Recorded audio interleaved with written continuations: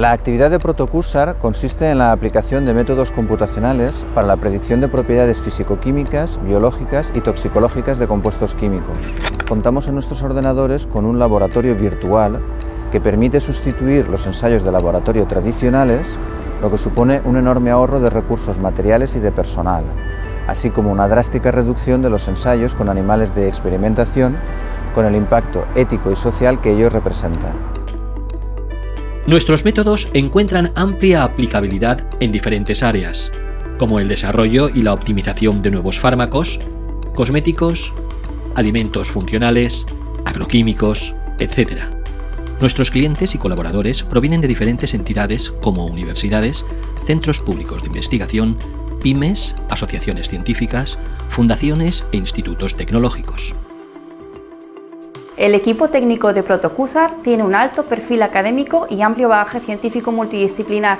Somos especialistas de distintas áreas: farmacia, química, toxicología, veterinaria, bioinformática, y contamos con amplia experiencia en los ámbitos académico e industrial. Protocursar posee el sello de Pyme Innovadora y ha sido recientemente galardonada con el sello de Empresa de Base Tecnológica. Actualmente participamos en una docena de proyectos colaborativos nacionales e internacionales, y entre nuestros proyectos más relevantes cabe destacar el instrumento PYME dentro del Marco Europeo de Financiación de I+D+I, Horizon 2020. Gracias a este proyecto hemos desarrollado una plataforma absolutamente única tanto a nivel nacional como europeo, con modelos computacionales para todos los parámetros requeridos por la regulación EU-REACH.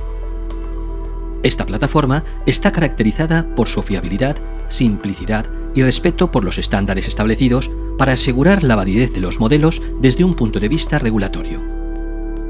El proceso de conformidad con la normativa europea supone para las empresas un enorme ahorro dado el elevado coste de los ensayos tradicionales.